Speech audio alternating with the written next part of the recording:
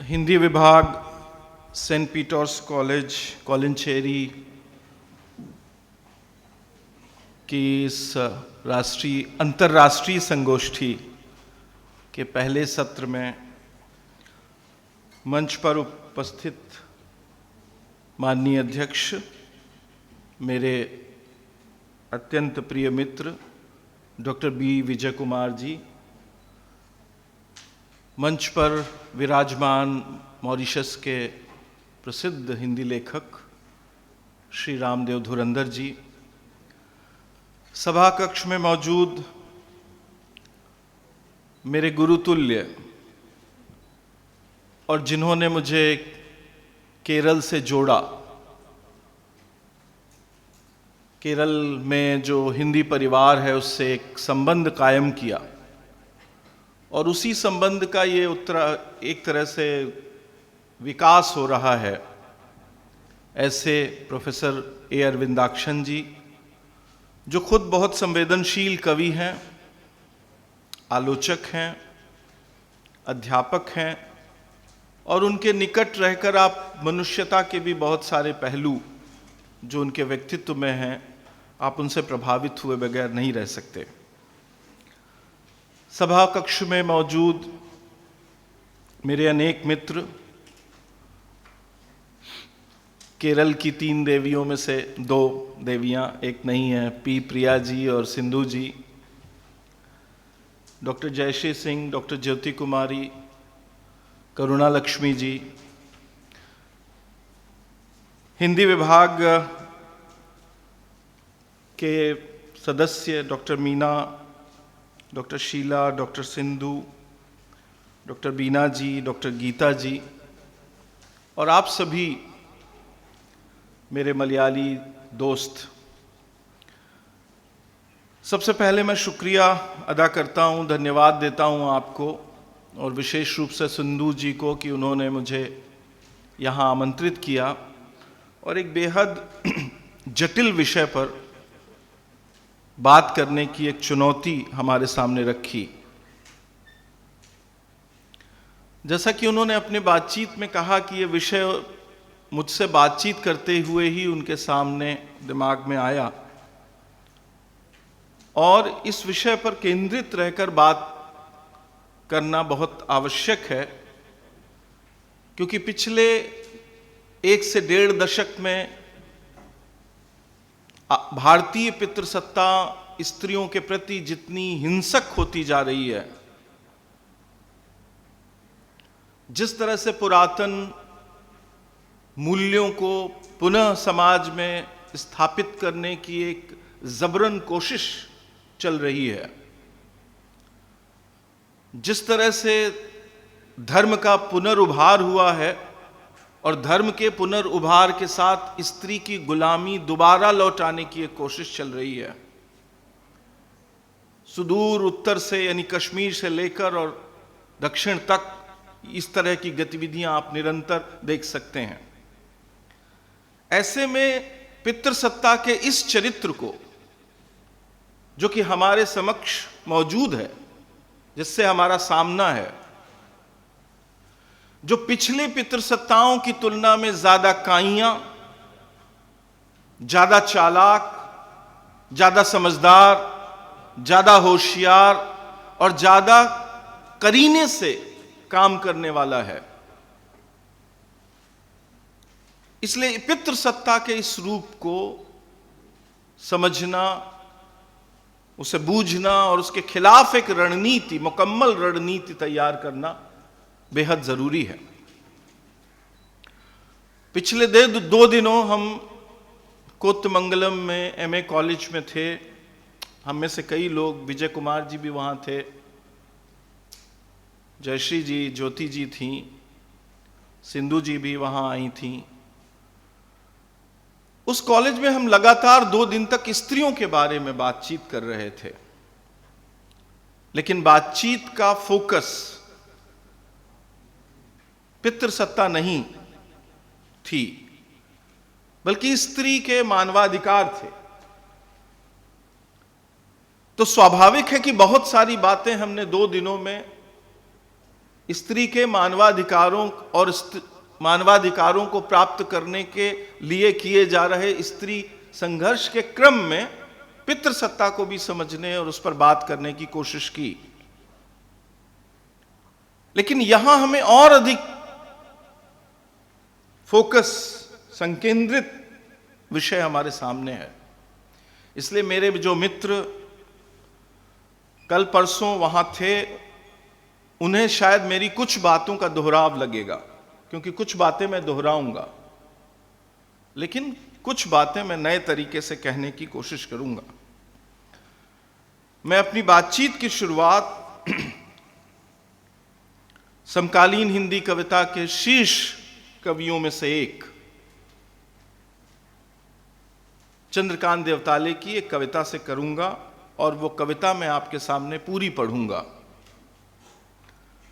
मेरी निजी तौर पर यह मान्यता है और मेरी यह समझ है कि उत्तर मुक्तिबोध परिदृश्य में, यानी मुक्तिबोध के बाद जो हिंदी कविता का परिदृश्य है, जिसमें अकविता है, नक्सलबाड़ी से प्रभावित कविता है और समकालीन कविता के विविध रूप हैं, उन सबको, यानी लगभग 55 वर्षों की हिंदी कविता में यदि मुझे 3 प्रतिनिधि कवि चुनने हों, तो मैं ये 3 प्रतिनिधि कवि चुनूंगा। रघुवीर सहाय, चंद्रकांत देवताले और केदारनाथ सिंह। ये त्रयी है मेरे दिमाग में, और आप देखेंगे कि इन तीनों ने पितृसत्ता के रूपों को अपनी तरीके से व्याख्यायित करने की कोशिश की है। पढ़िए गीता, बनिए सीता, फिर इन सब पर लगा पलीता, घर भर भर भर क्या भात पकाइए। ये जो पढ़िए गीता, बनिए सीता, मॉडर्न आधुनिक पितृसत्ता की जो विडंबना है कि वो स्त्री को घर से बाहर निकाल तो देता है, लेकिन घर से बाहर निकालने के बावजूद उसका जो आदर्श है वो सीता का ही आदर्श होता है, और वो हर स्त्री से सीता बनने की अपेक्षा करता है। और ये जो द्वंद्वपूर्ण, बेहद चालाकी और काइयेपन से तैयार किया गया ये जो नया कैरेक्टर है स्त्री का, जो नया आदर्श है स्त्री का, उसमें गीता पढ़ना भी अनिवार्य है और सीता बनना भी अनिवार्य है। यानी पितृसत्ता के जो पुरातन रूप हैं, जो हजारों साल से चले आ रहे हैं, वे सब के सब रूप बदलकर मौजूद रहेंगे और उसके साथ आधुनिक चीजें भी दी जाएंगी। रघुवीर साहब की अन्य कविताएं भी हैं जिनमें स्त्री का उल्लेख अनेक तरह से होता है। केदारनाथ सिंह की बहुत सारी कविताओं में स्त्री की नई छवियां उभरती हैं, लेकिन कुल मिलाकर केदारनाथ सिंह की कविता में स्त्री एक भावनात्मक अमूर्त उपस्थिति है। उसका कोई मूर्त रूप उनकी कविता में मौजूद नहीं है। इन दोनों कवियों की तुलना में जिस कवि ने उस समय जब स्त्री विमर्श नाम की कोई चीज नहीं थी, हंस और राजेंद्र यादव के प्रभाव से शुरू हुआ ये स्त्रीवाद, नया ढंग का स्त्रीवाद, हिंदी में हिंदी स्त्रीवाद अभी शुरू नहीं हुआ था। यह सब शुरू हुआ है 90 के बाद। उस जमाने में चंद्रकांत देवताले ने स्त्रियों पर जो कविताएं लिखी हैं, वो कविताएं मेरे नजरिए से बहुत महत्वपूर्ण है, और वो इतनी स्त्रियों की उपस्थिति के बावजूद, और ये बात मैं बहुत जिम्मेदारी से संभल कर और विनम्रता पूर्वक कह रहा हूं, कि आज की तिथि में कम से कम 200 स्त्रियां हिंदी कविता में मौजूद हैं। स्त्रीत्व के साथ, स्त्री भाव के साथ, स्त्री प्रतिरोध के साथ, स्त्री विद्रोह के साथ, और कई बार स्त्रीवादी विचार पद्धतियों के साथ। और उन्होंने बहुत विस्तारित किया है स्त्री संबंधी हमारे सोच विचार और हमारी संवेदना के फलक को। लेकिन जो बात शुरू की है कविता में चंद्रकांत देवताले ने, जो शुरू में कही है, वहां वो एक तरह से पायनियर है, वो शुरुआती है, और वो अभी भी एक मील के पत्थर, माइलस्टोन की तरह है। मैं कोशिश करूंगा कि मैं इसका पहला जो हिस्सा है आधुनिक पितृसत्ता, उस पर फोकस रहूं और उसको व्याख्यायित करने के क्रम में ही कहीं यदि कविताओं का संदर्भ आता है तो उस कविताओं की तरफ जाऊं, क्योंकि अगले सत्रों में कविताओं पर केंद्रित अनेक पर्चे और वक्तव्य होने हैं। अनामिका की, नीलेश रघुवंशी की, कात्यायनी की, आराधना सिंह की कविताओं पर केंद्रित आप वक्तव्य सुनेंगे। इसलिए मैं अपने आप को ज्यादा केंद्रित रखूंगा आधुनिक पितृसत्ता के स्वरूप पर, और जहां कविताएं संदर्भ में आएंगी वहां कुछ कविताएं आपके सामने पढ़ूंगा। चंद्रकांत देवताले की एक कविता जिसका शीर्षक है औरत, ये एक रूपक कथा है। इस कविता में एक रूपक है स्त्री का, पिछले 5000 साल की स्त्री का रूपक, क्योंकि 5000 साल के लिखित और दृश्य इतिहास से पहले जो स्त्री की उपस्थिति है इतिहास में, वो शायद भिन्न तरह से है। स्त्री को इन 5000 वर्षों में स्त्री की उपस्थिति इन 5000 वर्षों में गिरी है क्रमशः, और पितृसत्ता इन 5000 वर्षों में क्रमशः बहुत अधिक ताकत के साथ उभरी है। इसे समझने के लिए खुद हिंदुस्तान में ही आप यदि ऋग्वेद से शुरू करेंगे और निराला तक आएंगे तो आप इसको बहुत प्रसाद तक आएंगे तो आप क्रमशः जो विकास है पितृसत्ता का उसको आप समझ पाएंगे। महाभारत, रामायण, पुराणों में स्त्रियां, बहुत सारे नाटकों के भीतर और कविताओं के भीतर स्त्रियों के रूप, यानी जो मैथोलॉजी है, जो मिथक कथाएं हैं, उनके भीतर स्त्री के रूप जो हैं, उनको ही यदि सामने रखकर पढ़ा जाए तो आप पितृसत्ता के पूरे इतिहास को पढ़ सकते हैं। तो ये कविता पिछले 5000 सालों में का जो स्त्री जीवन है, उस स्त्री जीवन का एक मेरे हिसाब से समकालीन कविता द्वारा प्रस्तुत सर्वोत्तम रूपक है। इसलिए अनामिका की अनेक कविताओं, कात्यायनी की अनेक कविताओं के बावजूद मैं इस कविता को यहां आपके बीच पढ़ रहा हूं। कविता का शीर्षक है औरत, और यह चंद्रकांत देवताले के कविता संग्रह आग हर चीज में बताई गई थी संग्रह से, जो 1982 का संग्रह है, उससे ली गई है। वह औरत आकाश और पृथ्वी के बीच कब से कपड़े पछीट रही है, पछीट रही है, शताब्दियों से धूप के तार पर सुखा रही है। वह औरत आकाश और धूप और हवा से वंचित गुप्त गुफा में कितना आटा गूंद रही है। गूंद रही है मनों से आटा, असंख्य रोटियां सूरज की पीठ पर पका रही है। एक औरत दिशाओं के सूप में खेतों को फटक रही है। एक औरत वक्त की नदी में दोपहर के पत्थर से शताब्दियां हो गईं एड़ी घिस रही है। एक औरत अनंत पृथ्वी को अपने स्तनों में समेटे दूध के झरने बहा रही है। एक औरत अपने सिर पर घास का गट्ठर रखे कब से धरती को नापती ही जा रही है। एक औरत खर्राटे भरते हुए आदमी के पास निर्वसन जागती शताब्दियों से सोई है। एक औरत का धड़ भीड़ में भटक रहा है। उसके हाथ अपना चेहरा ढूंढ रहे हैं। उसके पांव जाने कब से सबसे अपना पता पूछ रहे हैं। आप देखेंगे कि इस कविता में जितनी बार स्त्री आई है उतनी बार उसके साथ श्रम आया है। जितने बिंब हैं स्त्री के, उतने बिंब श्रम के बिंब हैं।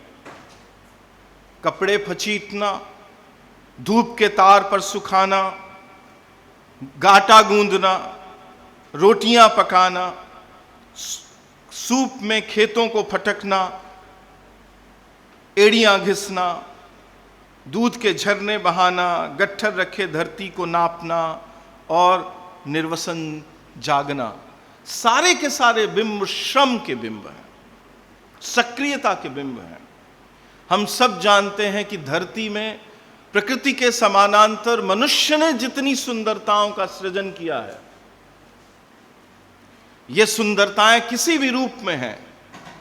खाने की अनंत चीजें, अनंत स्वाद हमारी जीभ को जो लगे हुए हैं, मनुष्य की जीभ को, अनंत तरह के कपड़े, अनंत तरह की जीवन सजावटें, ये सब की सब सुंदरताएं जो हमें जीवन से बांधे रखती हैं, जो हमें जीवन की तरफ खींचती हैं, जिन्हें परंपरा में माया कहा गया है, ये सारी की सारी दुनिया की सुंदर चीजें औरतों ने और मजदूरों ने बनाई हैं। इसलिए जो नियामक है धरती पर सुंदरता की, जिसने हर तरह की सुंदरता का सृजन किया है, सुख का, आश्वस्ति का, सुकून का, वो स्त्री के श्रम से जुड़ा हुआ है। इसलिए जितने बिंब हैं कविता में, वो सब स्त्री के श्रम के बिंब हैं। लेकिन ट्रेजेडी, त्रासदी क्या है? त्रासदी यह है कि इतने तरह के अनंत श्रम करने के बावजूद स्त्री अंततः एक धड़ है, एक देह, जिसके पास अपना कोई चेहरा, अपनी कोई पहचान, अपनी कोई अस्मिता नहीं है। ये 5000 साल से स्त्री अपनी अस्मिता, अपनी पहचान, अपना चेहरा खोज रही है। हमारी आख्यान कथाएं इस संघर्ष से भरी हुई हैं कि औरत कैसे अपना चेहरा ढूंढती है, अपना, अपनी अस्मिता, अपना सम्मान, अपनी उपस्थिति। आप महाभारत की कथा पढ़िए। महाभारत का पहला उपाख्यान शकुंतलोपाख्यान, जिससे प्रेरित है कालिदास का नाटक अभिज्ञान शाकुंतलम, लेकिन जिसकी परिणतियां अलग अलग हैं। आपको रोमिला थापर का वो निबंध पढ़ना चाहिए जो शकुंतलोपाख्यान में है, पर आधारित है, पे केंद्रित है, जिसमें वो बताती हैं कि कैसे शकुंतलोपाख्यान स्त्री के जीवन की ज्यादा सच्चाई बयान करती है, हिस्टोरिकल ट्रुथ, और कैसे कालिदास अभिज्ञान शाकुंतलम में स्त्री की उस उपस्थिति, उस स्त्री की उस सच्चाई पर पर्दा डालते हैं, भावना का पर्दा।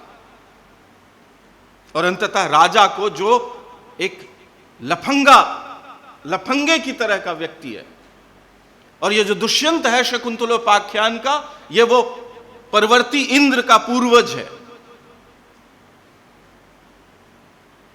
जो स्त्री को भोगता है और भूल जाता है। उसे मालूम है कि उसे जंगल में जाकर जितनी शामें बितानी हैं, जितने दिन बिताने हैं, उतने अलग अलग तरह की स्त्रियों के साथ बिताने हैं, और अपने राजमहल जाकर वे सारी स्त्रियों को भूल जाता है।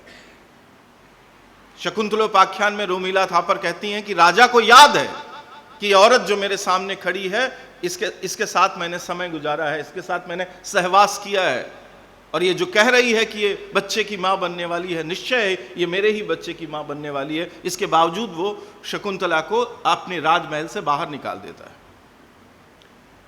कहानी सिर्फ इतनी नहीं है, कहानी यह महत्वपूर्ण है कि शकुंतला इसके बावजूद जीवन नहीं छोड़ती। दुष्यंत ने उसे घर से निकाला, राजमहल से निकाला, उसे विवाह से बाहर कर दिया, विवाह को मानने से इनकार कर दिया। लेकिन क्या करती है शकुंतला? शकुंतला उस बच्चे को पालती है और दुष्यंत से ज्यादा बेहतर मनुष्य बनाकर उसे वापस कर देती है। भरत, जब पहली बार दुष्यंत भरत को देखते हैं तो वो शेरों के साथ खेल रहा है। ये जो प्रत्युत्तर है दुष्यंत के सामने, भरत का प्रत्युत्तर। और आपको याद रखना चाहिए कि महाभारत में भरत वो राजा हैं जिन्होंने कुरुवंश की नींव डाली, और उन्होंने अपना उत्तराधिकारी अपने किसी पुत्र को नहीं बनाया। उन्होंने अपना उत्तराधिकारी अपना राजपाट दिया एक दरबान को, जिसे वो अपने पुत्रों से ज्यादा योग्य मानता था। तो दुष्यंत का प्रत्युत्तर है शकुंतला का पुत्र भरत, और यह है उसका शकुंतला का निजत्व, उसकी अस्मिता। और हमारी पूरी आख्यान प्रणाली में, हमारी पूरी आख्यानों में ये संघर्ष भरा पड़ा है। आप उसी महाभारत में सत्यवती की कथा पढ़िए। सत्यवती जो एक मल्लाह स्त्री थी,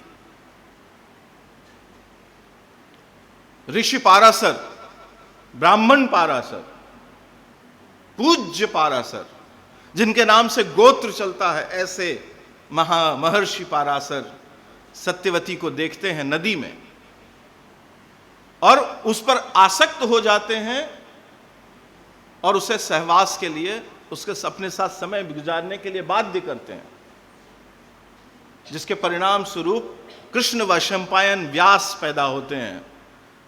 महाभारत के एक और विचित्र किस्म के नायक कृष्ण वैशंपायन व्यास, ये वही व्यास हैं जिन्होंने अंबे और अंबिका अंबालिका से नियोग कर धृतराष्ट्र, पांडु और विदुर नाम के पुत्रों को जन्म दिया है।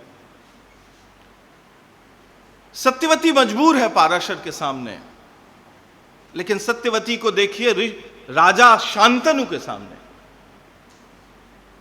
भीष्म के पिता शांतनु अपनी बढ़ती उम्र में, अपनी प्रौढ़ावस्था में सत्यवती पर आसक्त हैं। इस बात के बावजूद उन्हें मालूम नहीं है ऋषि पाराशर की कथा, और सत्यवती और उनके पिता शांतनु से विवाह करने से इनकार कर देते हैं।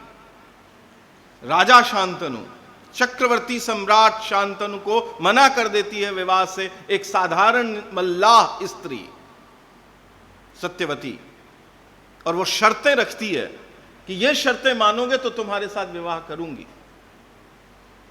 और शांतनु और उनके पुत्र देवव्रत उर्फ भीष्म ये शर्तें मानते हैं और सत्यवती विवाहित होकर शांतनु के घर आती है। यहीं रुक नहीं जाता सत्यवती का निजत्व, उसकी अस्मिता, उसकी सत्ता, बल्कि पूरी महाभारत कथा में जो परवर्ती युद्ध तक है, सत्यवती निरंतर एक सत्ता के रूप में उपस्थित रहती है। हर एक मौके पर परिवार के सबसे बड़े हैं देवव्रत भीष्म, लेकिन हर देवव्रत भीष्म के निर्णय को प्रभावित करती हैं सत्यवती। यहां तक कि वो कृष्ण वैशंपायन व्यास को जब नियोग के लिए आमंत्रित करती हैं तो यह निर्णय भी सत्यवती का है। यानी पांडु और धृतराष्ट्र की उत्पत्ति के पीछे भी सत्यवती है।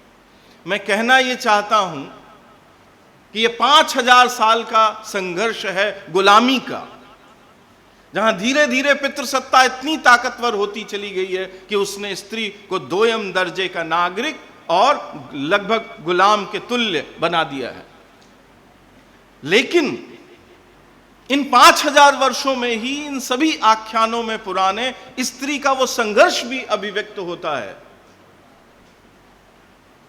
जितना पुराना है दमन, जितना पुराना है अन्याय, जितना पुराना है शोषण, उतना ही पुराना है शोषण, अन्याय और दमन के विरुद्ध स्त्री का संघर्ष। उसने सर झुकाकर पुरुष की सत्ता स्वीकार नहीं की है। हर मौके पर, हर निर्णायक मौके पर उसने पुरुष के सामने एक चेतावनी रखी है और पुरुष की बातों को मानने से इनकार कर दिया है। इसलिए ये कविता वो जो कहती है कि अपना चेहरा ढूंढ रही है स्त्री, तो ये चेहरा वो आज नहीं ढूंढ रही है। वो रमाबाई पंडिता और सावित्रीबाई फुले और कल्पना दत्ता और दुर्गा भाभी और कमला देवी चट्टोपाध्याय और सरोजिनी नायडू से शुरू नहीं हुआ है अपना चेहरा पाने का संघर्ष, बल्कि यह संघर्ष पिछले 5000 सालों से, यानी जितना दृश्य इतिहास है उस सब से चला आ रहा है। स्त्री का दूसरा संघर्ष है, जैसे कहा अभी प्रोफेसर अरविंदाक्षन ने वर्जीनिया वुल्फ को उद्धृत करते हुए, 1910 की किताब है मेरा कमरा। तो आप देखिए इस कविता में भी वो अपना पता, अपनी जगह ढूंढ रही है, लेकिन ये कमरा किसी पितृसत्तात्मक घर का कमरा नहीं है। अब देखिए चंद्रकांत देवताले जो जगह ढूंढ रहे, सबसे अपना पता पूछ रही है, वो पता किसी पितृसत्तात्मक घर के भीतर नहीं होगा। हमारी इस बच्ची को उसके पिता ने एक घर में कमरा दिया है, ये घर पितृसत्तात्मक भी हो सकता है। ये कमरा फिर नए सिरे से गुलाम बनाए रखने की या दोयम दर्जे का नागरिक बनाए रखने की नई रणनीति भी हो सकती है।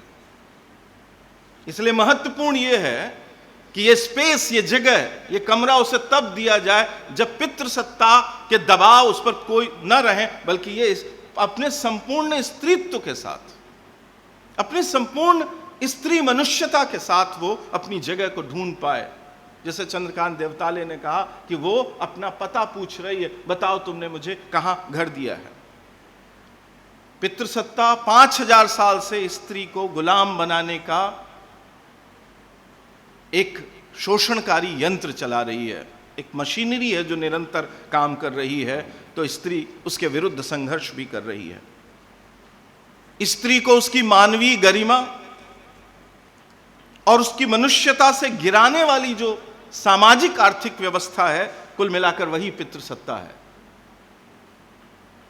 पितृसत्ता स्त्री को स्वतंत्रता, समानता, न्याय और बंधुत्व के, लोकतंत्र के मानवीय अधिकारों से स्त्री को वंचित करती है। पितृसत्ता स्त्री को देवी बनाती है।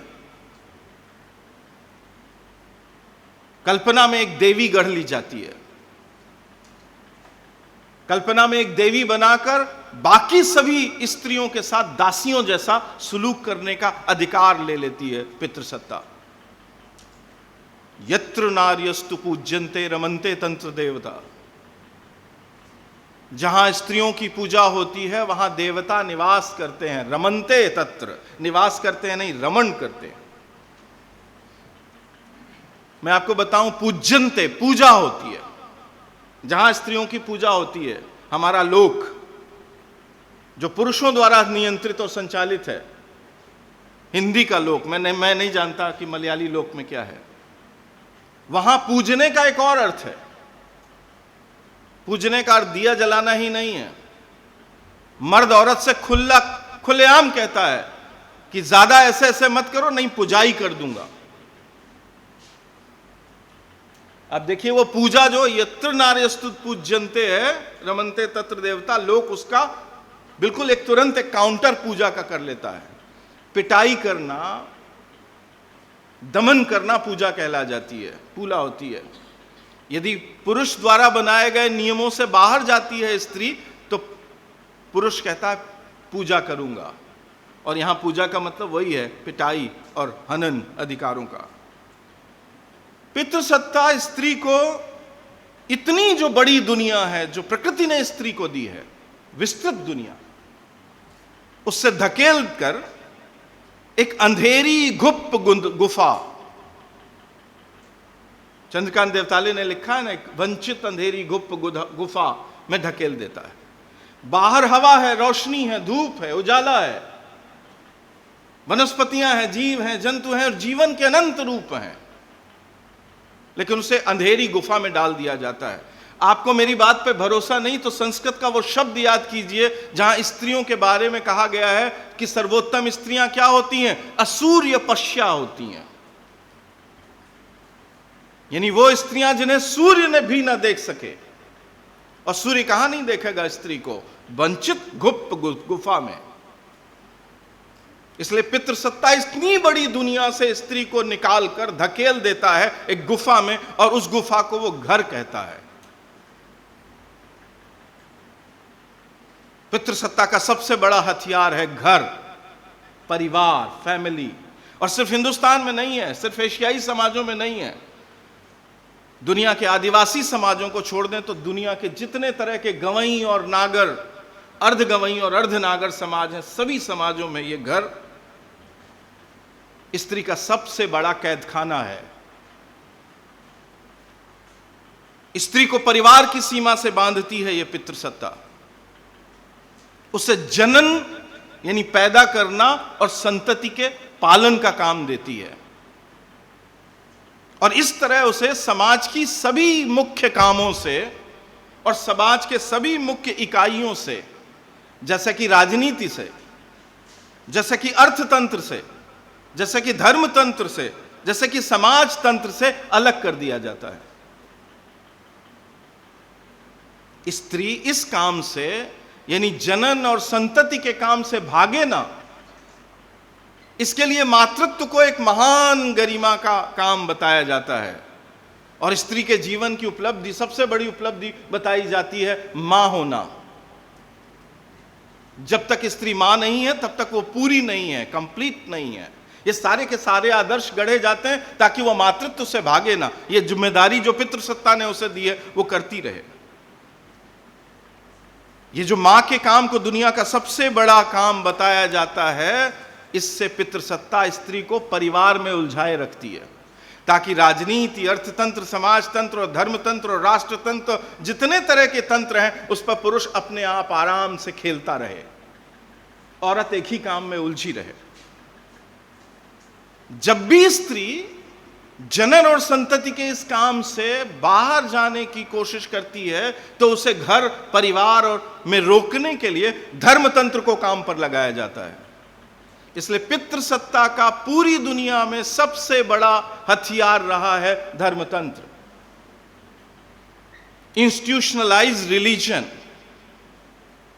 और विवाह को, जो मूलतः एक स्त्री पुरुष अनुबंध है, होता था, एक कॉन्ट्रैक्ट है, एक संविदा है, उस विवाह को एक लौह बंधन बना दिया जाता है।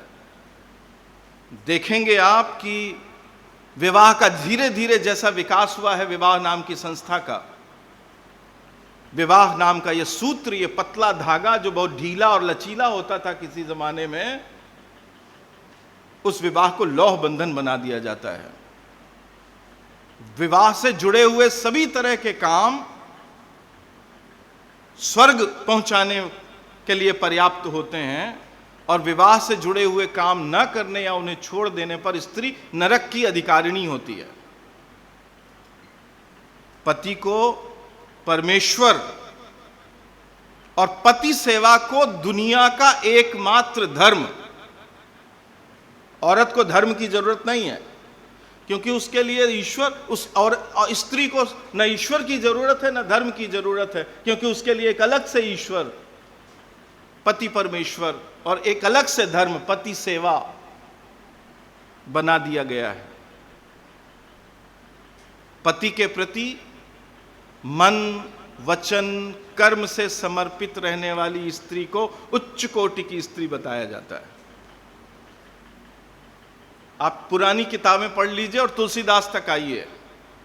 सती अनसुईया का उपदेश है सीता को, जिसमें वो कहती हैं कि पति के प्रति मन वचन कर्म से समर्पित स्त्री उच्च स्त्री है, और मन वचन या कर्म किसी से भी उसे उस समर्पण को तोड़ने वाली या कम करने वाली स्त्री नीच स्त्री है। यानी आप होंगे बहुत बड़े साइंटिस्ट, आप मैडम क्यूरी हो जाइए, आप हों बहुत बड़े संगीतकार, आप अन्नपूर्णा देवी हो जाइए, आप दुनिया के सबसे बड़े गायक, दुनिया के सबसे बड़ी नृत्यांगना, दुनिया की सबसे बड़ी वैज्ञानिक हो जाइए, पर आपका मूल्यांकन आपकी कला या आपके गुणों के आधार पर, आपकी प्रतिभा के आधार पर नहीं होगा। आपका मूल्यांकन होगा कि आपने पति के साथ सुलूक क्या किया। यदि मैडम क्यूरी या फला फला फला औरतें अपने पति के साथ सही ढंग से व्यवहार नहीं करती तो वो महान होने के बावजूद नीच स्त्रियां कहलाएं। ये जो हथियार है, और ये आप ना सोचें कि ये सब धीरे धीरे बन गया है। सत्यवती का जो कमिटमेंट है पति के प्रति, या द्रौपदी का जो कमिटमेंट है पति के प्रति, या जो महाभारत की तमाम स्त्रियों का जो विवाह बंधन के प्रति कमिटमेंट है, उसको देखिए। वो उतना गाढ़ा नहीं है, उतना ठोस नहीं है, उतना लौह नहीं है जितना कि बाद की कहानियों में, जैसे कि राम कथा में दिखाई देता है, राम और सीता का राम के प्रति। तो धीरे धीरे पितृसत्ता ने ये सब हथियार गढ़े हैं। इसके बाद परिवार और पति के तक सीमित रखने के लिए, यानी मैं आप समझें कि इसमें अपने आप में कोई बुराई नहीं है। एक निष्ठ पति, एक स्त्री, एक पुरुष एक दूसरे के प्रति समर्पित रहें, ये अपने आप में कोई बुरी बात नहीं है। और एंगल्स ने परिवार संपत्ति और राज्य सत्ता के उदय में कहा है कि मनुष्यता इससे ऊपर नहीं जा सकती। एक पुरुष और एक स्त्री का जो संबंध है, इससे ऊपर, अब इससे ज्यादा आगे बढ़ना मनुष्यता के लिए संभव नहीं है। एंगल्स ने कहा है, अपने आप में ये कोई बुराई नहीं है, पर ये इस बात का इस्तेमाल किया जाता है दुनिया के तमाम इलाके, राजनीति, अर्थतंत्र, समाजतंत्र, धर्मतंत्र या और जो सार्वजनिक कार्य हैं, उन काम को मर्द अपने अकेले में करता रहे और स्त्री को उससे वंचित रखा जाए, इसके लिए ये मशीनरी काम कर रही है। इसमें समस्या है। इसलिए परिवार और पुरुष तक, पति तक सीमित रखने के लिए, जनन और संतति तक सीमित रखने के लिए स्त्री को एक और वैल्यू दी जाती है, एक और नॉर्म दिया जाता है, जिसे हम अपनी परंपरा में यौन शुचिता कहते हैं। यानी पति के प्रति एकनिष्ठ, यौन रूप से यह एकनिष्ठ रहना, और अब जो बच्चे पैदा करें वो अपने ही पति के बच्चे पैदा करना, ये जो एकनिष्ठता है, इसको सर्वोच्च, सुप्रीम वैल्यू बना दिया जाता है। और वो इस काम में वो डटी रहे, एकनिष्ठ रहे, अद्वितीय ढंग से पति को माने और पति के ही बच्चों को पैदा करे। इसके लिए इस काम में वो डटी रहे, इसके लिए उसे तरह तरह की व्यवस्थाएं की जाती हैं, जैसे प्रलोभन। पतिदेव गहने का एक सेट ला कर देते हैं। माफ कीजिएगा, मुझे इसमें कोई बुराई नहीं लगती, पर यह कैसे शोषण का हथियार है। मैं तुमसे कितना प्यार करता हूं, देखो हर एनिवर्सरी पर तुम्हारे लिए यह खरीदता हूं। ऐसा कहने वाले मॉडर्न पुरुषों की कमी नहीं है, आधुनिक पुरुषों की, जो प्यार को गहने से, और स्त्री भी अति प्रसन्न है, अपनी सहेलियों को बता रही, देखो मेरे पति मुझे कितना प्यार करते हैं, ये देखो गहने। अब जो गहने का पूरा समाजशास्त्र है वो देखिए बड़ा विचित्र है। नवविवाहिता दुल्हनों को उत्तर भारत में बजने वाले गहने पहनाए जाते थे, यानी पैरों पर, जांघों में, कमर पर, हाथों में, वो गहने जो बजते थे, आवाज करते थे। स्त्रियों बहुत खुश हो सकती हैं कि सासू मां ने विवाह करते समय उसे 5 किलो सोना दिया और शरीर के हर अंग पर सोना है, लेकिन उसका असल कारनामा क्या था? पाजेब या पायल आपको क्यों पहनाई जाती थी? ताकि सास, यानी पितृसत्ता की जो रिप्रेजेंटेटिव है, वो औरत नहीं है, सही कहा अरविंदाक्षन जी ने, वो पितृसत्ता तंत्र की वाहक है, उसकी एजेंट है सास, क्योंकि पितृसत्ता की एजेंट बनकर ही वो अपनी स्त्रियों पर, अपने घर के भीतर की स्त्रियों पर शासन कर सकती है। स्त्री बनकर शासन नहीं कर सकती, तो वो सारी खबर देती है बाहर, आज तो फलानी बहू ने ये कर दिया। तो ये सास नाम की चीज है, ननद नाम की चीज है। आप ये कितनी भयावह सत्ताएं हैं, इसको यदि आपको समझना हो तो आप हमारे लोकगीत पढ़िए, उत्तर भारत के लोकगीत, जहां सासों और नंदों के बारे में क्या नहीं कहा गया है। और आप मीरा को पढ़िए, ननद और सास, सास कहती है कि मीरा कुलनासी हो गई है, सास कहे कुलनासी रे, वो सास। तो गहने दिए जाते हैं, प्रलोभन, उसे सुंदर रहने के तरीके सिखाए जाते हैं, ताकि वो जिंदगी में उसका एक ही काम रहे कि वो हमेशा पुरुष के सामने सजी संवरी और ऐसी बनी रहे जो पुरुष को पसंद आए। अपने आप में सजना संवरना कोई बुरी बात नहीं, मुझे भी सजना संवरना अच्छा लगता है, विजय कुमार जी को भी लगता होगा, अपने उम्र में रामदेव धुरंधर जी को भी लगता रहा होगा। हम अच्छे से बाल बनाते हैं, अच्छे से सुवासित होते हैं, रोज स्नान करते हैं, हमारे भीतर भी सुंदर दिखने की ललक है। पर स्त्रियों को तो सुंदर दिखने की एक ऐसी मानसिकता से भर दिया जाता है कि जैसे कि वो सुंदर नहीं दिखेंगी तो पति उनका हाथ से छूट जाएगा, और तमाम तरह की असुरक्षाएं उन्हें घेर लेती हैं। ये जो सुंदर बनने का खेल है, पूरी दुनिया का सबसे बड़ा व्यापार हथियारों का व्यापार है, सबसे पैसा है जिसमें। उसके बाद नंबर 2 पर कुछ और व्यापार है, और नंबर 3 पर व्यापार है कॉस्मेटिक्स का व्यापार। ये क्या है कॉस्मेटिक्स? ये जो हमारी स्त्रियां हैं, जो ऐश्वर्या राय, सुष्मिता सेन, डायना हेडन युक्तामुखी और तमाम ये सारी लड़कियां, हिंदुस्तानी लड़कियां, ये तो ब्लैक थी ना,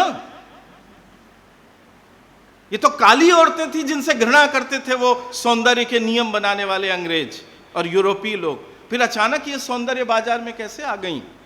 क्योंकि सुंदर बनाने का जो ये फितूर औरत को देना है। आप देखेंगे बहुत सारी स्त्रियों को मैं जानता हूं जो दिन के 4 घंटे अपने शीशे के सामने गुजारती हैं कॉस्मेटिक्स के साथ। जितनी बार घर में कोई बाहर का अतिथि आता है तो वो, माफ कीजिएगा, लीपा पोती मेकअप करके सामने आना चाहती हैं। तो गहने और सौंदर्य का एक ये सारा का सारा जो है वो क्या परिवार में और पुरुष में उलझाए रखने की एक रणनीति है, ताकि राजनीति, ताकि धर्मतंत्र, ताकि समाजतंत्र, ताकि अर्थतंत्र में हम अकेले बिना स्त्री को हिस्सेदारी किए रखें। और इसी में, इस पूरी खेल में बनाई जाती है वो छवि, वो इमेज जिसे स्त्री की छवि कहते हैं। स्त्री बच्चा और पुरुष बच्चा एक जैसे ही तो पैदा होते हैं। कुछ जैविक अंतर है जो टीन एज में ज्यादा खुलकर प्रकट होता है, जब बच्चा पुरुष या स्त्री बनता है तब। लेकिन शुरू से ही उन्हें अलग तरीके से 2 फांक, मर्द और औरत, बनाया जाता है। यानी पुरुष बच्चों के कपड़े अलग, स्त्री बच्चों के कपड़े अलग, पुरुष बच्चों के खेल अलग, स्त्री बच्चों के खेल अलग, पुरुष बच्चों के चाल चलन के तरीके अलग, स्त्री बच्चों के चाल चलन के तरीके अलग। लड़का हंसे तो मां नहीं कहेगी कि मत हंस, लेकिन लड़की तेज तेज से हंसे तो मां कहेगी क्या लड़कों की तरह हंसती है, क्या मर्दों की तरह हंसती है। हंसने पर भी पाबंदी, हर एक चीज पर। तो इस तरह वो कंस्ट्रक्ट क्रिएट किया जाता है जिसे स्त्री और पुरुष का कंस्ट्रक्ट कहते हैं। मैं रोना चाहता हूं, मेरे जीवन में बहुत दुख है, पर मैं रोऊं तो लोग कहेंगे क्या औरतों की तरह रोते हो, क्योंकि रोना औरतों का काम है। दुनिया के आधे से ज्यादा पुरुष ब्लड प्रेशर के पेशेंट इसीलिए हैं क्योंकि वो रोना चाहते हैं। उनकी छातियां 56 इंच की नहीं है। वो बताना चाहते हैं कि तुम लोगों की तरह ही मैं दुखी, उदास, हारा हुआ, पराजित हूं, लेकिन वो अपनी पराजय को स्त्री के सामने खोल कर रख नहीं सकते। बहुत विडंबनात्मक स्थिति से गुजरते हैं वो। ये जो कंस्ट्रक्ट है मर्द और औरत का, मर्द, वो याद कीजिए अमिताभ बच्चन की वो फिल्म मर्द को दर्द नहीं होता। अरे क्यों भाई, मुझे तो हर बार होता है। मूछ नहीं तो कुछ नहीं,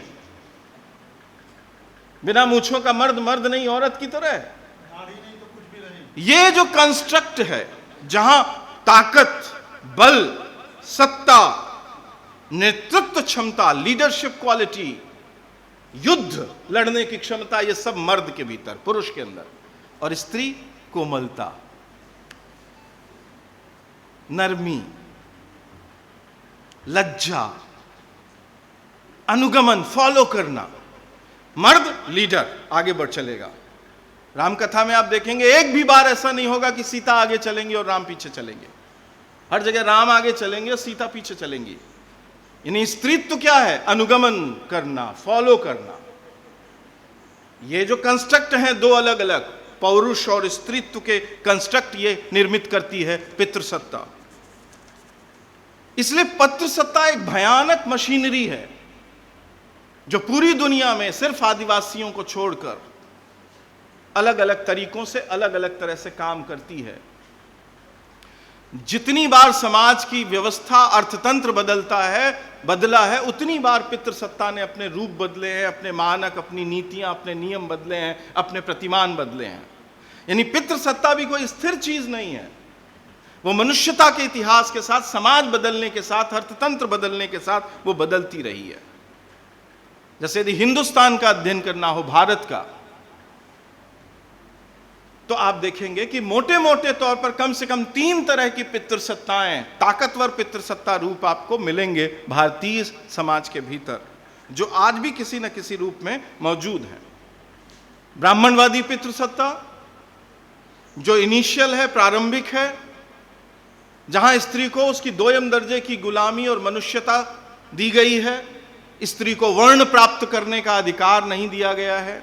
स्त्री कोई वर्ण धारण नहीं कर सकती, भले ही वो ब्राह्मण पिता और ब्राह्मण मां से जन्मी हुई हो, उसे वर्ण नहीं दिया गया है, उसे शूद्र माना गया है। किसी भी अवस्था में वो वर्ण प्राप्त नहीं कर सकती, यानी वो द्विज नहीं हो सकती। सामंतवादी पितृसत्ता, जहां औरत को मुख्य कामों से यानी खेती से अलग करके घर के काम दिए गए हैं, औरत को हवेली के अंदर रखा गया है।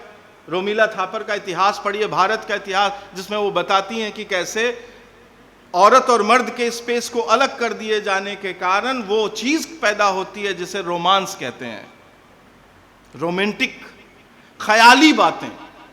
यानी तब प्रेम जो एक फिजिकल, एक भौतिक, एक ज्यादा ठोस चीज थी, वो कैसे एक इमोशनल और एक वायवी चीज हो जाती है औरत मर्द का प्रेम। कि यहां साहब जो हैं अकेले कमरे में बैठे हैं और कल्पना किए जा रहे हैं प्रेयसी की, और यहां प्रेयसी बैठी है अलग कमरे में, क्योंकि वो मिल नहीं सकते। तो वो जो पृथ्वीराज रासों में, वो जो पुरानी किताबों में औरत और मर्द के बीच प्रेम है, संयोगिता से पृथ्वीराज कैसे प्रेम करते हैं? सिर्फ सुनकर, सुनने से भी प्रेम हो सकता है, उसके बारे में जान लेने से भी प्रेम हो सकता है। ये इतनी दूरी हो गई है औरत और मर्द के बीच में, ये फ्यूडल पैट्रियार्की है। और तीसरी पूंजीवादी पितृसत्ता। आप पूरी दुनिया में पूंजीवाद का इतिहास पढ़िए, सारे जितने कारखाने औद्योगिकरण, औद्योगिक क्रांति के परिणाम स्वरूप बनते हैं, सारे कारखानों में मुख्य श्रमिक पुरुष है। उठाइए इतिहास, जितने कारखाने 18th सेंचुरी के आखिर में और 19th सेंचुरी में बने हैं, फैक्ट्रीज, उन सब में मुख्य श्रमिक पुरुष है। स्त्रियां दोयम दर्जे की श्रमिक हैं। पुरुष का श्रम मूल्य ज्यादा है, यानी 1 घंटा काम करने के लिए पुरुष को ज्यादा मूल्य दिया जाता है, औरत को 1 घंटा काम करने के लिए कम वैल्यू दी जाती है, दी जाती थी। पुरुष स्त्रियों को सार्वजनिक जीवन में वही काम दिए जाते थे जो कि वो घर में करती थी। जैसे स्त्रियों के लिए सबसे अच्छे व्यवसाय माने गए हैं टीचर हो जाना या नर्सिंग करना। आप जानते हैं केरल की नर्सेज पूरे भारत में, पूरी दुनिया में मशहूर हैं। हमारे इलाके में जब से हिंदी पट्टी की औरतें नर्स बनने लगी, तब से हमारे पूरे हॉस्पिटल सिस्टम चरमरा कर टूट गए हैं, क्योंकि केरल की स्त्रियां इतनी, जिसे कहते हैं धर्म भाव से सेवा करती थीं अपने मरीजों की। लेकिन मैं वो बात नहीं कह रहा हूं, मैं केरल की तारीफ भी नहीं कह रहा हूं, मैं ये कह रहा हूं कि जो काम हमें दिया गया, वो क्या काम दिया गया? सेना में हम नहीं, विमान हम नहीं उड़ाएंगे, प्रधानमंत्री हम नहीं बनेंगे, राष्ट्रपति हम नहीं बनेंगे, मुख्यमंत्री हम नहीं बनेंगे, विधायक हम नहीं बनेंगे। हम क्या करेंगे? हम नर्सिंग करेंगे, हम स्कूल में बच्चों को पढ़ाएंगे। ये प्रिय काम है जो स्त्रियों को दिए गए हैं। इसलिए पूंजीवाद ने भी औरत के साथ कोई न्याय नहीं किया है। इसलिए पूंजीवाद भी एक खास तरह की नए ढंग की पैट्रियार्की क्रिएट करता है, जहां मर्द श्रमिक और औरत श्रमिक के बीच में अंतर रहता है।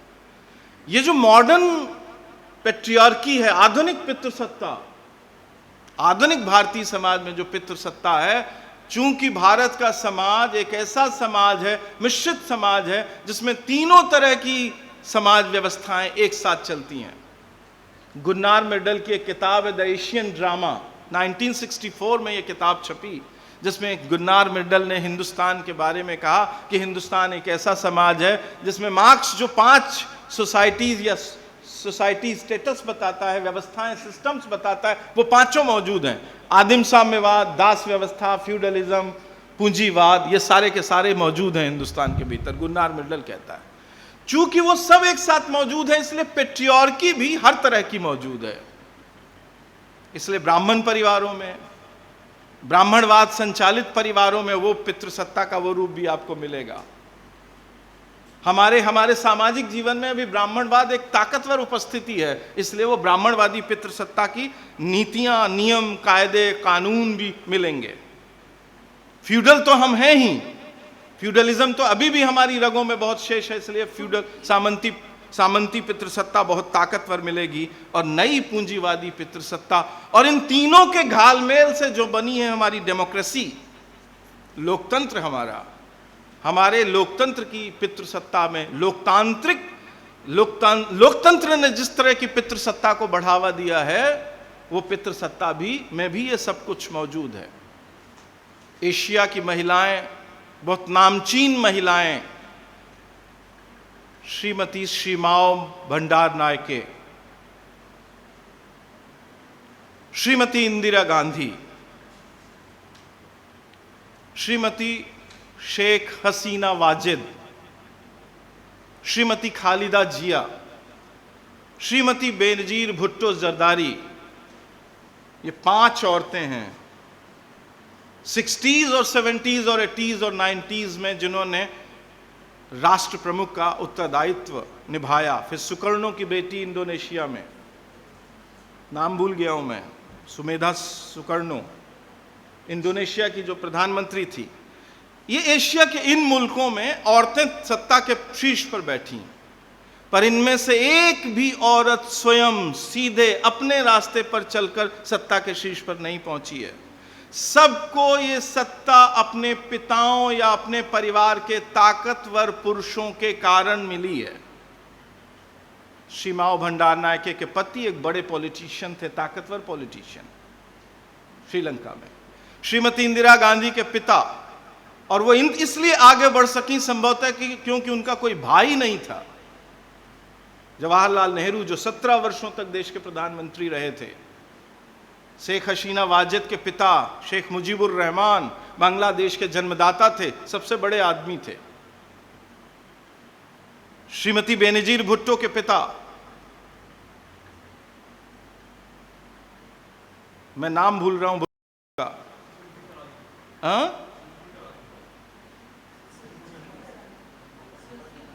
हाँ, जुल्फकार अली भुट्टो, जुल्फकार अली भुट्टो, वो बहुत बड़े नेता थे और प्रधानमंत्री रह चुके थे। कोई भी स्त्री अपनी ताकत से सत्ता के शीर्ष पर नहीं बैठी। माफ कीजिएगा मुझे, बहुत आगे बढ़ा हुआ स्टेट है केरल।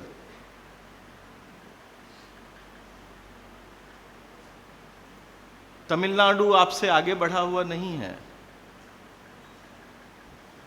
पर तमिलनाडु में जयललिता हैं क्योंकि उनके पीछे एमजी रामचंद्रन है। और केरल इतना प्रोग्रेसिव, ईएमएस नंबूदिरीपाद और अच्युतानंदन और कोई औरत नहीं है।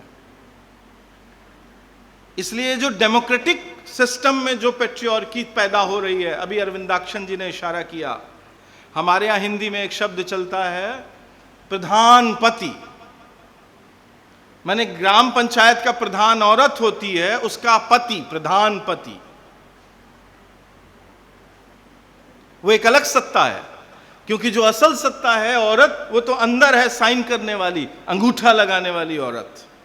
जो असल ताकत है वो मर्द के पास है।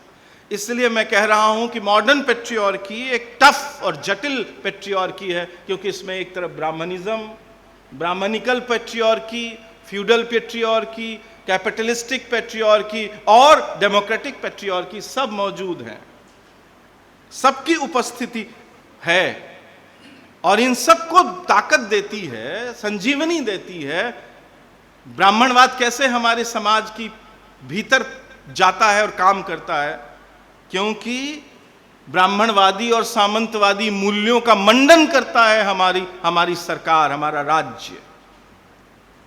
राज्य द्वारा नियंत्रित प्रणालियां, जैसे कि संसद, विधायिका, राज्य नियंत्रित शिक्षा, ये सब के सब, ये सारी की सारी लोकतांत्रिक संस्थाएं ब्राह्मणवाद को, सामंतवाद को और ब्राह्मणवादी पितृसत्ता और सामंती पितृसत्ता को आगे बढ़ाती हैं। कैसे?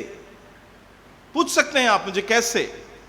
19वीं शताब्दी के आखिर में जब हिंदुस्तान का कानून बना रहे थे अंग्रेज, इंडियन पीनल कोड, तो उन्होंने पूछा कि हिंदुओं के लिए एक अलग कानून बनाते हैं, हिंदू पीनल कोड बनाते हैं। तो आपको मालूम है कि हिंदू पीनल कोड बनाने के लिए किसको बुलाया गया? सलाह के लिए कलकत्ते में, मद्रास रेजिडेंसी में कलकत्ते के ब्राह्मणों को बुलाया गया कि हिंदुओं का कानून बनाएं। अब देखिए, ध्यान दीजिएगा इस बात पर, हिंदुओं का कानून बनाने के लिए, हिंदू पीनल कोड बनाने के लिए किसको बुलाया गया? शूद्रों को नहीं, औरतों को नहीं, ब्राह्मणों को बुलाया गया। और उन्होंने क्या प्रस्तावित किया? उन्होंने प्रस्तावित की मनुस्मृति, जो बेस बनी हिंदू पीनल कोड का, जिसमें औरत के बारे में जितनी तरह की बातें अधिकार के बारे में कही गई हैं, या तो मनुस्मृति से ली गई हैं या कौटिल्य के अर्थशास्त्र से ली गई हैं। तो कानून निर्माण की प्रक्रिया में, शिक्षा की प्रक्रिया में हर जगह पर वो ब्राह्मणिकल ट्रीटमेंट हमारा धीरे धीरे प्रमुख होता चला गया है। ये जो कविता अभी पढ़ी गई है बेजगह, अनामिका की कविता, वो किस तरफ इशारा करती है?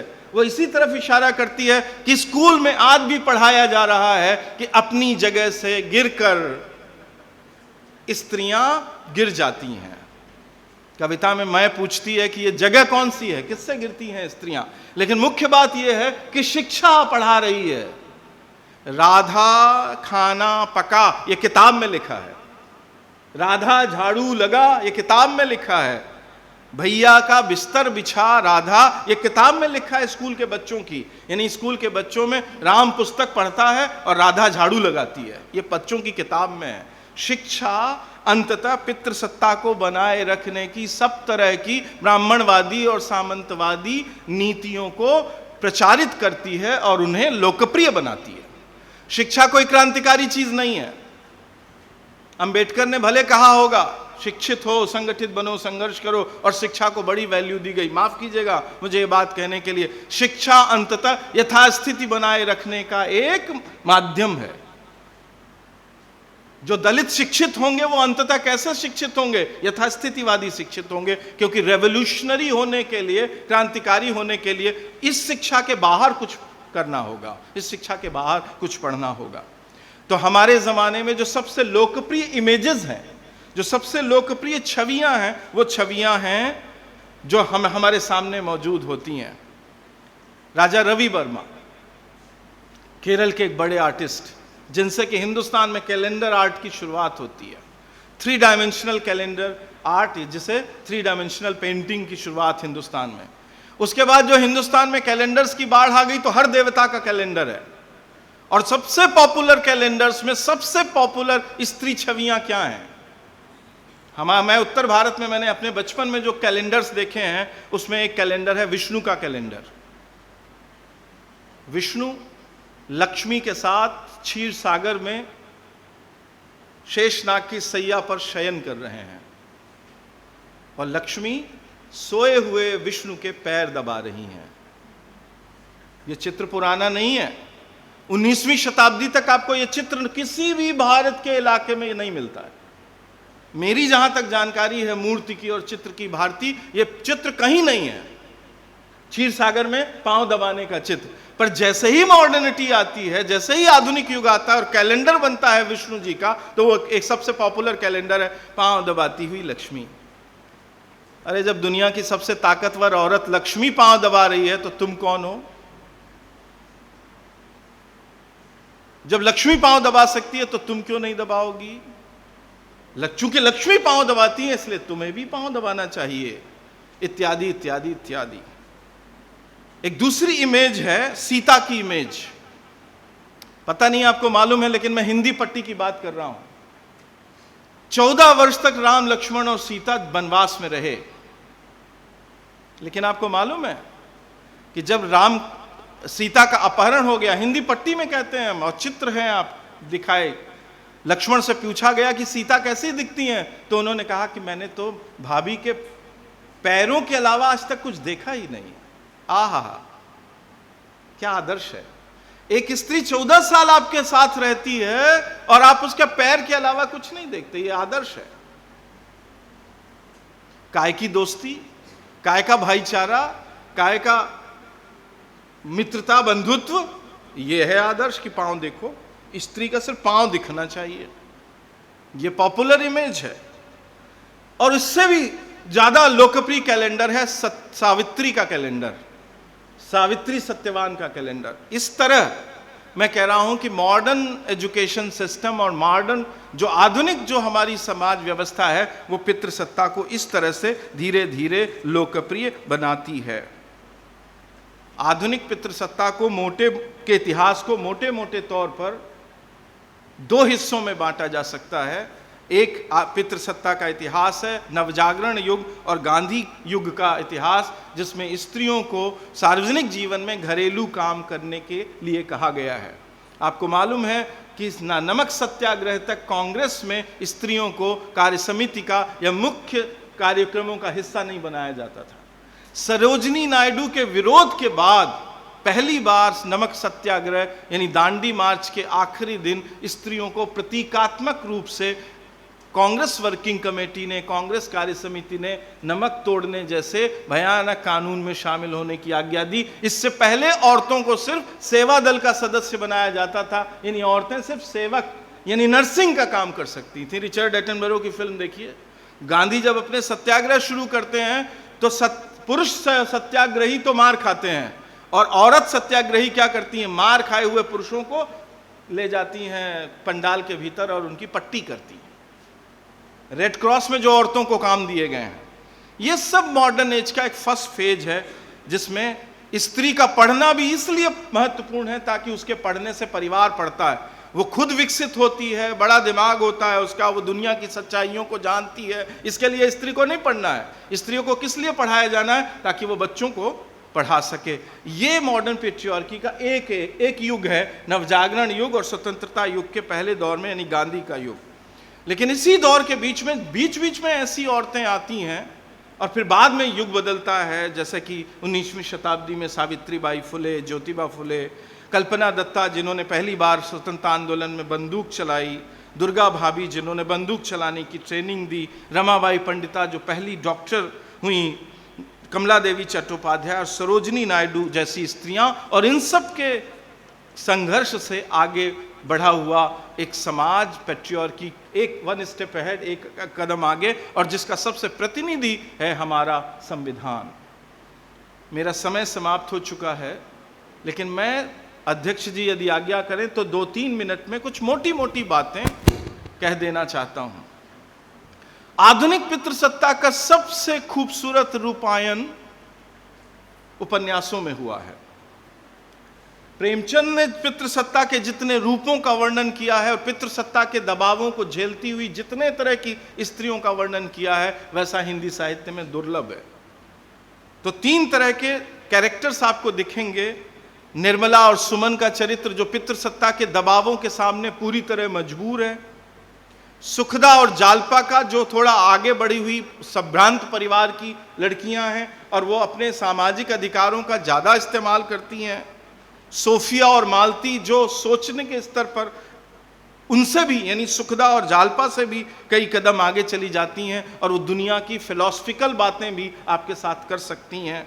लेकिन आप ध्यान दीजिए कि पितृसत्ता, आधुनिक पितृसत्ता, प्राणनाथ जैसे लोग गोदान में मालती जैसी आधुनिक स्त्री को कहते हैं तितली है। ये विजन है मॉडर्न उभरती हुई पेट्रियार्की का, पुरुष, पढ़े लिखे पुरुषों की, जहां समाज में साधारण तरीके से प्रवेश कर रही मालती जैसी स्त्रियों को तितली कहा गया। प्रेमचंद के समूचे साहित्य में एक छोटी सी कहानी बहुत महत्वपूर्ण है, जो पितृसत्ता के उभरते हुए, आधुनिक पितृसत्ता के उभरते हुए डुअल कैरेक्टर और उसके आंतरिक द्वैत को बताती है। जो भीतर विभाजन है पुरुषों के मन में स्त्रियों को लेकर, वो मैत्री चाहते हैं स्त्रियों से, यानी वो अब अलग नहीं रहना चाहते। रविन्द्रनाथ का सारा साहित्य पढ़िए, शरद चंद्र का साहित्य पढ़िए। स्त्री के निकट आना चाहता है आधुनिक पुरुष, पर अंदर से वो उसे अंततः सीता की तरह देखना चाहता है। मैंने बात करे, बैठे, साथ में खाए पिए, सिगरेट भी पिए, शराब भी पिए, कोई बात नहीं, लेकिन अंदर से वो सीता की तरह हो। ऐसी ये जो डाइकोटमी है, ये जो द्विधा विभाजन है उसके मन का। छोटी सी कहानी है, मानसरोवर भाग 1 की अंतिम कहानी, मनोवृत्ति। एक लड़की सुबह जब पार्क में गतिविधि शुरू होती है तो लोग देखते हैं कि एक लड़की पार्क में बेंच पर सोई हुई है और उस पर बातचीत शुरू होती है। चूंकि कहानी छोटी है, 3 पेज की कहानी है, तो पार्क में खुलेआम सोई हुई लड़की को लेकर कयास लगाए जाते हैं। 2 पुरुषों के जोड़े, बूढ़े और जवान, और एक स्त्रियों का जोड़ा, बूढ़ी स्त्रियों का जोड़ा उस औरत को देखते हुए गुजरता है, और जो वो बातचीत करते हैं उस लड़की के बारे में, अंत में रहस्य खुलता है कि गर्मी बहुत थी और अपने घर की घुटन और गर्मी से तंग आकर लड़की बाहर निकली थी हवा खाने के लिए, पार्क में आई और यहाँ बैठी हवा चल रही थी तो सो गई। वो सोना नहीं चाहती थी। वो जो पूरी जो मॉडर्न पेट्रियार्की है उसको समझने के लिए वो कहानी बहुत महत्वपूर्ण है। जैनेंद्र के उपन्यास और उससे भी ज़्यादा अज्ञेय का उपन्यास शेखर एक जीवनी, मैं पॉपुलर टेक्स्ट की बात कर रहा हूँ, वो बहुत, शशि जो एक क्रांतिकारी चरित्र है, एक क्रांतिकारी हो जाती है शेखर एक जीवनी में, उसका पति उसे सीढ़ी से ऊपर से उसके पेट पर धक्का मारकर नीचे गिराता है। क्या गुनाह है शशि का? उसे एक चिट्ठी आ गई है, उसके मुंह बोले भाई की चिट्ठी, जिसमें कुछ ऐसी बातें लिखी हैं जो भाई नहीं लिख सकता। आप देखें कि आधुनिक आदमी शेखर एक पुरुष है, वो अपने प्रेम का इजहार कर रहा है अपनी मुंह बोली दूर के रिश्ते की बहन से, और इस प्रच्छन्न प्यार के इजहार से पति का जो ट्रीटमेंट है वो क्या है कि सीढ़ी पर लात मारकर नीचे गिरा देता है।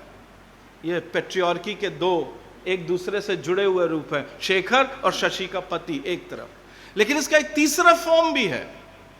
जब शशि अपने परिवार से निकलकर शेखर के साथ रहने लगती है और शेखर की क्रांतिकारी गतिविधियों में शामिल होती है, तो जो क्रांतिकारी युवकों का समूह है, आमतौर पर माना जाता है कि अज्ञेय का संबंध था भगत सिंह के क्रांतिकारी समूह से, जिसके कमांडर यशपाल थे। भगत सिंह के बाद, चंद्रशेखर आजाद की मृत्यु के बाद, उसी ग्रुप की बात हो रही है। शेखर एक जीवनी के भाग 2 में वो सारी गतिविधियां, तो वो एक सभा में भाषण देती है शशि, क्रांतिकारी भाषण, और पर्दे के पीछे से उसके क्रांतिकारी युवा साथी उसका मजाक उड़ाते हैं, उस पर हंसते हैं। अभय कुमार दुबे की किताब पढ़िए, जिसमें नक्सलबाड़ी के दौर में, नक्सलबाड़ी आंदोलन में सक्रिय स्त्रियों के साथ जो हुआ, अपनी कॉमरेड्स के साथ, स्त्री कॉमरेड्स के साथ जो मर्दों ने किया, वो पढ़िए। आपको पता चलेगा कि मानसिक रूप से क्रांतिकारी ढंग से आगे बढ़ने के बावजूद पुरुष का दिमाग, जो सो कॉल्ड रेवोल्यूशनरी है, उनका दिमाग भी कितना पिछड़ा हुआ और पेट्रियार्कियल होता है। शशि मारी जाती है, अंततः वो मर जाती है उपन्यास के भीतर। किससे? वो हंसी के कारण, जो पर्दे के पीछे से उसके क्रांतिकारी रेवोल्यूशनरी साथी हंस रहे हैं। तो मॉडर्न पेट्रियार्की को बहुत गहरे ढंग से प्रेमचंद ने, यशपाल ने, अज्ञेय ने, अब अज्ञेय की कहानी है रोज, गैंग्रीन नाम से जो पहले छपी थी, आप पढ़िए, एक स्त्री की ऊब और उदासी।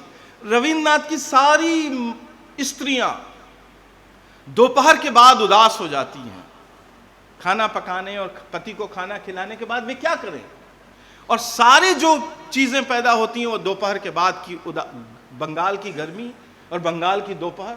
ये दोपहर एक समस्या है स्त्री के जीवन में, इसे वो कैसे बिताए। सुबह तो गुजार लेती है क्योंकि रसोई है और पूजा है और ये है और वो है, शाम भी गुजर जाती है क्योंकि रसोई है, पति है, पूजा है और ये है, लेकिन ये दोपहर और संध्या के पहले का समय कैसे बीते, और यही सबसे भयानक समय है। रविन्द्रनाथ की कहानियां, रविन्द्रनाथ के उपन्यास पढ़िए, आपको वो टाइम बहुत इंपॉर्टेंट है। चारुलता फिल्म देखिए सत्यजीत रे की, वो टाइम आपको पता चलेगा, दोपहर के 2-3 बजे का समय। उसके मन में अपने देवर के प्रति जो भावना पैदा होती है वो उसी समय होती है, हर बार वो आगे बढ़ती है उसी समय। ये समय बहुत टिपिकल समय है, तो वो बहुत जबरदस्त तरीके से उपन्यास पेट्रियार्की के कैरेक्टर को व्यक्त करता है। हिंदी कविता, महान कवियों की कविता भी उस तरह से उसे इंटरप्रेट नहीं करती, व्याख्यायित नहीं करती जैसे उपन्यास करता है। यशपाल की स्त्रियां, तारा, कनक, शीलो, उर्मिला, ये सारी की सारी औरतें पेट्रियार्की के जो मॉडर्न फिनोमेनन है, आधुनिक रूप हैं, उनको बहुत अच्छे तरीके से, यदि आप यशपाल को पढ़ें, झूठा सच को, तो जयदेवपुरी और कनक के पिता पंडित गिरधारी लाल, उनके जीजा नैयर साहब, उसका प्रेमी असद और उसके अगले प्रेमी प्राणनाथ, उसका पति सोमराज सानी, सबको पढ़िए, सब आधुनिक लोग हैं। इनके चरित्र कैसे, कितने उलझे हुए और कितने तरह तरह के हैं। आधुनिक हिंदी कविता ने बहुत सारा महान काम किया है।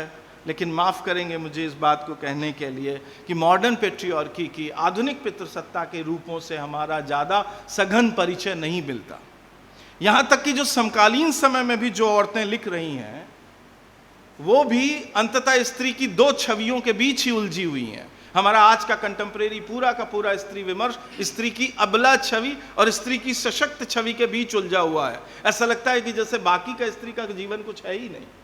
आप अनामिका को पढ़ लीजिए, आप सविता सिंह को पढ़ लीजिए, आप कात्यायनी को पढ़ लीजिए, मुझे माफ करेंगे ये बात कहने के लिए कि सबके भीतर एक भयानक सरलीकरण, सिंप्लीफिकेशन मौजूद है। पितृसत्ता का से गहराई से पीड़ित होने के बावजूद पितृसत्ता के रूपों को ये स्त्रियां उस तरह व्यक्त नहीं करती जैसे किसी जमाने में प्रेमचंद ने, रविन्द्रनाथ ने, यशपाल ने या गे ने या बाद के उपन्यासकारों ने किया था। इसलिए नारी एक तरफ अबला है, दूसरी तरफ वो श्रद्धा है, तीसरी तरफ वो एक सशक्त, एक विद्रोही स्त्री है। इन्हीं पॉपुलर इमेजेस के बीच में वो औरत उजली हुई है। लेकिन फिर भी कुछ कविताएं ऐसी हैं जहां वो हमारी समकालीन कवित्रियों ने आधुनिक पितृसत्ता के रूपों पर एक गंभीर नजर डाली है। मैं कुछ कविताओं का जिक्र करना चाहता हूं ताकि मेरी बात में ऐसा ना हो कि कविता आई ही नहीं।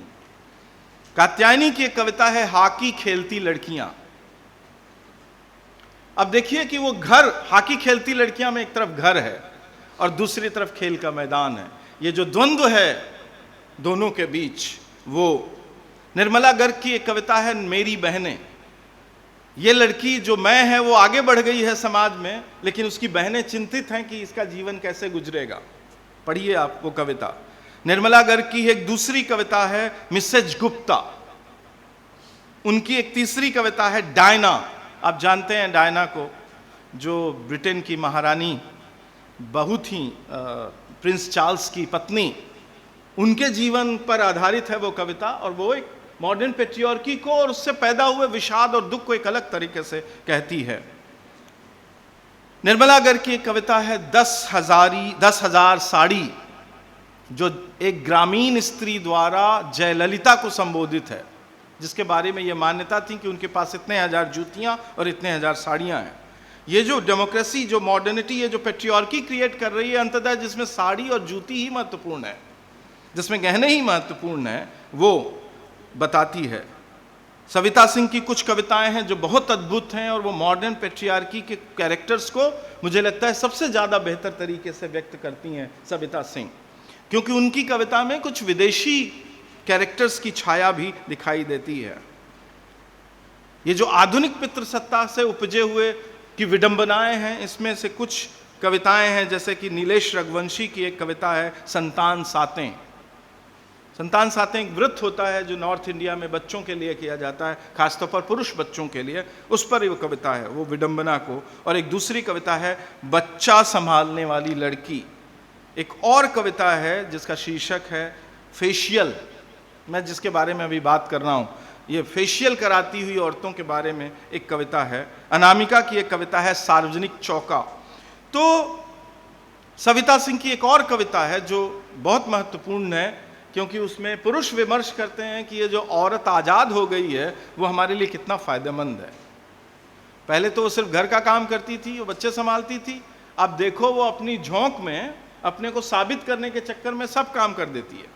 गैस सिलेंडर वो ला दे, बैंक से पैसा वो निकाल लाए, एटीएम से वो, बच्चों की फीस वो जमा कर दे। माने ये जो मुक्त स्त्री है वो कितनी फ़ायदेमंद है हमारे लिए। तो उस कविता का शीर्षक है इस स्त्री मुक्ति के फ़ायदे। ये सविता सिंह की कविता है। लेकिन बहुत थोड़ी सी कविताएं हैं, मैं अभी बाकी अपने दोस्तों को सुनूंगा जिसमें वो बताएंगे कि और कवियों के यहाँ, लेकिन बहुत थोड़ी सी कविताएं हैं जहाँ बहुत समझदारी और सूझबूझ के साथ मॉडर्न पेट्रियार्की को स्त्रियों ने व्यक्त किया है। फिर मुझे माफ़ करेंगे ये बात कहने के लिए कि इन स्त्रियों की तुलना में हमारे समय के प्रतिष्ठित कवियों ने अपनी कविताओं में जो मॉडर्न पेट्रियार्की के कैरेक्टर को बिंबित किया है वो ज़्यादा बेहतर ढंग से किया है। चंद्रकांत देवताले, नहाते हुए रोती हुई औरत, विष्णु खरे की कविता जो मार खा रोई नहीं, लड़कियों के पिता, शहर की बदनाम औरत, अरुण कमल की कविताएं डेली पैसेंजर, कल्याणी, नवजात बच्चों को प्यार संबंध, आलोक धनवा की कविता ब्रूनो की बेटियां, राजेश जोशी की कविता उसकी गृहस्थी, और पवन करण का पूरा संग्रह स्त्री मेरे भीतर, भगवत रावत की कविता उसकी थकान, ये सारी की सारी कविताएं ज़्यादा बेहतर तरीके से मॉडर्न पेट्रियार्की को, आधुनिक पितृसत्ता के फिनोमेनन को, उसके चरित्र को व्यक्त करती हैं। मैंने तय सीमा से ज़्यादा समय ले लिया है, 13 मिनट ज़्यादा मैं बोल चुका हूँ। मैं इस बात के लिए माफ़ी चाहता हूँ अध्यक्ष महोदय से, आप सबसे, और आप सब ने इतने ध्यान से सुना, इसके लिए बहुत बहुत धन्यवाद।